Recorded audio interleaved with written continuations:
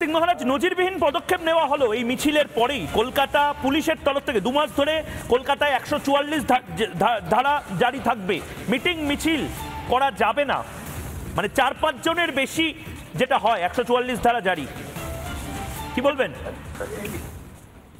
অদ্ভুত ব্যাপারটা হচ্ছে যে যেহেতু আজকে সারা পশ্চিমবঙ্গের বিভিন্ন জেলায় জেলায়, আজকেও দেখলাম ধুলিয়ানে হচ্ছে, মালদায় হয়েছে, আজকে শিলিগুড়ি এবং কলকাতার বুকে বিরাট আকারে হয়েছে। তার জন্য হয়তো জানি না দিদিমণি ভয় পেয়ে গেছেন এরকম আগামী আরো বড় প্রোগ্রাম। আবারও আমি টেলিফোন রাখার আগে সেই একই প্রশ্ন করছি, আপনি কি হিংসা বাঁধান, দাঙ্গা বাঁধান, সাম্প্রদায়িক মমতা বন্দ্যোপাধ্যায়ের কথায়? সেটা তো চ্যালেঞ্জ করা হয়েছে, আমি আইনানু ব্যবস্থাও করছি, আইনের আশ্রয় নিয়েছি। হ্যাঁ, আমি আজকে মুর্শিদাবাদ জেলায় 40 বছর যাবৎ আছি। 40 বছরে আমার এসপি প্রায় 10 জন এসপি ছিলেন বহরমপুরে, এবং বেলডাঙ্গা থানা আইসি ওসি তাদের রিপোর্ট তলব করলেই তো হয়, ওনার হাতে ওনার ডিপার্টমেন্ট। মানে আপনি বলছেন 10 জন এসপি, সুপারিনটেনডেন্ট অফ পুলিশ মুর্শিদাবাদের আপনার ব্যাকগ্রাউন্ড চেক করে দেখতে পারে এবং আপনি এই কাজগুলো করেন কিনা, মানে এটা তো ওপেন চ্যালেঞ্জ মমতা বন্দ্যোপাধ্যায়কে। অবশ্যই অবশ্যই, এবং চ্যালেঞ্জ করবই, চ্যালেঞ্জ করেছি। আগামী দিনে আরো বড় আকার ধারণ হবে। মুর্শিদাবাদ জেলায় যে বক্তব্যটা রেখেছেন উনি, এখনো পর্যন্ত তাকে ডেকে কোন রকম বলেনি যে তোমার এটা অন্যায় হয়েছে। বেশ, এটা বলুন তো।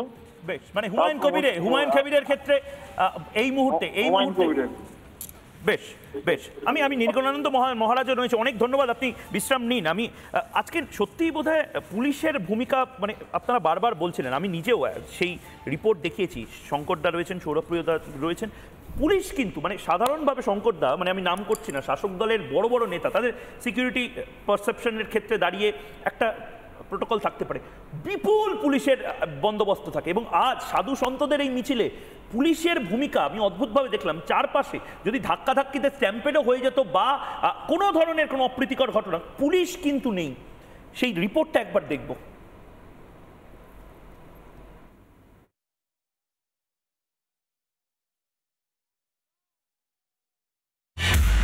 আমরা সাধারণত দেখি যে কোনো রাজনৈতিক মিছিলে, আমি নির্দিষ্টভাবে শাসক দলের রাজনৈতিক মিছিলে তোমরা বা আমরা যে চিত্র দেখতে অভ্যস্ত, দুদিক থেকে হাজারে হাজারে পুলিশ, হাজারে হাজারে পুলিশের ভ্যান, হাজারে হাজারে ওসি, হাজারে হাজারে আইসি তারা দাঁড়িয়ে থাকে। কি অদ্ভুত! মমতা বন্দ্যোপাধ্যায়, আমি জানি না তারা একেবারে নন কোঅপারেশন মুভমেন্ট শুরু করেছেন কিনা, এত মানুষ এই মুহূর্তে রয়েছেন। একটা পুলিশ এই মুহূর্তে দুদিকে নেই। যারা ভলেন্টিয়ার, তারা যারা হিন্দু সংগঠনগুলোর ভলেন্টিয়ার, তারা হাত দিয়ে এভাবে সুশৃঙ্খলভাবে মানব শৃঙ্খল তৈরি করছেন। এই কাজটা পুলিশের, যে পুলিশ সাধারণত মহামিছিল, শাসক দলের মহামিছিলে হাজার হাজার পুলিশ পোস্টিং থাকে, কিন্তু দেখুন এখনো একজন পুলিশও এই কাজটা করেন না, যে কাজটা করছে এখানকার যারা ভলেন্টিয়ার রয়েছেন তারা। এবং এটা সুশৃঙ্খলভাবে এখনো কার্তিক মহারাজ সহ যারা যারা রয়েছেন তারা নিজেরা মানববন্ধন সৃষ্টি করে ঠিক এই জায়গা থেকে একেবারে স্বামীজির বাড়ি অব্দি যাচ্ছেন। সাবধানে থাকুন এবং রাস্তা থেকে দেখুন এই মুহূর্তে আমি একবার দেখাবো রাস্তা থেকে। আপনার সবচেয়ে সাবধানে থাকা দরকার। আমরা সাবধানে থাকবো, আমাদের কিছু হবে না। সবসময় দেখি, আমি দুর্গাপুর থেকে এসেছি। দুর্গাপুর থেকে এরকম ভাবে মানব শৃঙ্খল তৈরি করে যাচ্ছে। আর কি করব, এই অবস্থাতে যেরকম দিনের পর দিন যা চলছে, এছাড়া কোনো উপায় নেই। দেখো কি অদ্ভুত! এই কাজগুলো কিন্তু পুলিশের করার কথা, এই কাজগুলো সিভিক ভলেন্টিয়ারদের করার কথা। এই কাজগুলো অভিষেক বন্দ্যোপাধ্যায় বা শাসক দলের কোনো নেতা মন্ত্রী যদি এভাবে পদযাত্রা করতেন, তবে তাদের পদযাত্রাতে ঠিক এভাবে যদি কিছু মানুষ হাঁটতেন, এর 0.5% মানুষও হাঁটতেন, তবে বোধহয় হাজারে হাজারে লক্ষ লক্ষ পুলিশ থাকতো। দুর্ভাগ্যজনক, এত মানুষ, এত আবেগ, এত সাধু, এত সন্ত থাকলেও তারা নিজেরাই হিন্দু ধর্মের জন্য, সনাতন ধর্মের জন্য এবং সুশৃঙ্খল মিছিলের জন্য নিজেরা এভাবে নিজেদের কাজটা করে যাচ্ছেন।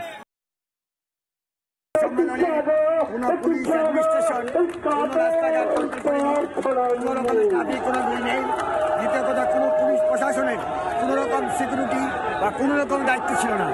আমি সমস্ত রাস্তায় বাজার থেকে আমাদের বিবেকানন্দ সরণি পর্যন্ত সমস্ত রাস্তায় আমি নিজে দাঁড়িয়ে গাড়ি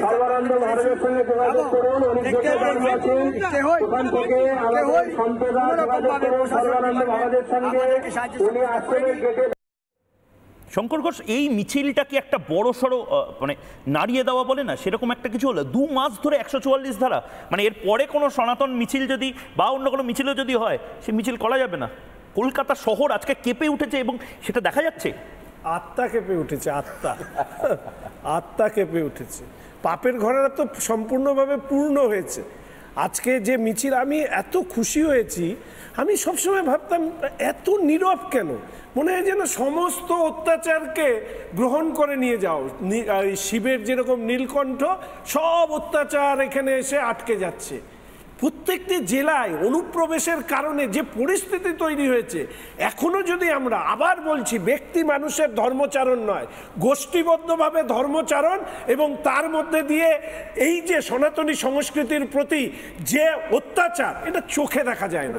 এবং আমি আজকের দিনে দাঁড়িয়ে, আমি শেষ করে আজকের দিনে দাঁড়িয়ে আমি সৌরভদাকে বলবো, এই যে 28শে মে থেকে 28শে জুলাই, এই যে 2 মাস 144 ধারা, এ তো কাশ্মীরে শুনেছি, উত্তর পূর্ব ভারতে শুনেছি। মোদি মানে হিংসা হবে, মানে হিংসা হবে, তৃণমূল লোক মারবে, রাধারানী আরি যে এসসি মহিলাকে যেভাবে কুপিয়ে কুপিয়ে হত্যা করেছে, সেই হত্যা আপনারা করতে চান। আর আগামী 28 তারিখে প্রধানমন্ত্রী আসবে বলে আজকে তার পদযাত্রাকে বন্ধ করে দেওয়ার জন্য যে লজ্জাজনক সিদ্ধান্ত নিয়েছে, এর থেকে প্রমাণিত হচ্ছে যে ভয় পেয়েছে।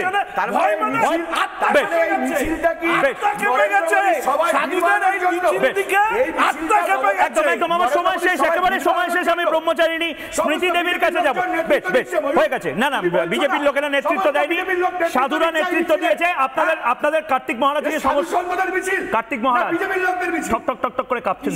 কার্তিক মহারাজ ঠক ঠক ঠক ঠক করে কাঁপছেন। কার্তিক মহারাজ নামটা শুনলে ভয় ভয় ভয় ভয় থাকছেন। কোনো অসুবিধা নেই, কার্তিক মহারাজ রাজনীতিতে নেই।